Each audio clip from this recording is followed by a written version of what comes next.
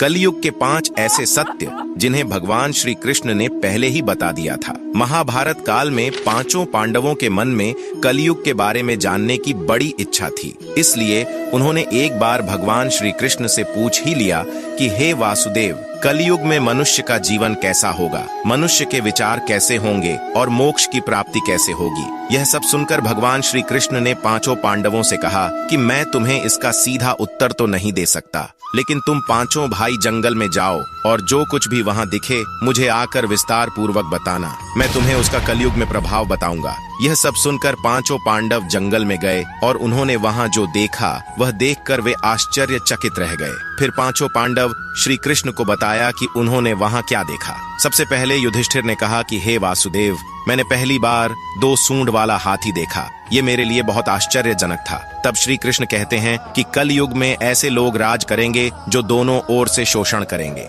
कहेंगे कुछ और करेंगे कुछ और, मन में कुछ और होगा और कर्म कुछ और ही करेंगे। ऐसे ही लोगों का कलयुग में राज होगा। उसके बाद अर्जुन ने कहा कि हे वासुदेव, मैंने जो देखा वह तो इससे भी आश्चर्यजनक था। मैंने एक पक्षी देखा जिसके पंख पर वेद लिखे थे, लेकिन वह मांस खा रही थी। तब श्री कृष्ण बताते हैं कि कलयुग में ऐसे लोग रहेंगे जो बड़े ज्ञानी कहलाएंगे, वे ज्ञान की चर्चा तो करेंगे लेकिन उनका आचरण राक्षसों जैसा होगा। कलयुग के मनुष्य धन और संपत्ति के लोभी होंगे, भले ही उनके पास कितना भी ज्ञान क्यों ना हो। उसके बाद भीम ने कहा कि एक गाय अपने बछड़े को इतना चाटती है कि बछड़ा लहू लोहान हो जाता है। तब श्री कृष्ण कहते हैं कि कलयुग में माँ के बच्चों की प्रति ममता इतनी बढ़ जाएगी कि उन्हें अपने विकास का अवसर ही नहीं मिलेगा, जिसके कारण मोह माया में पड़कर वे बर्बाद हो जाएंगे। इसके अलावा जब किसी का बेटा घर छोड़कर साधु बनेगा तो हजारों लोग उसके दर्शन करने जाएंगे, लेकिन जब खुद का बेटा साधु बनेगा तो वे रोएंगे कि मेरे बेटे का क्या होगा।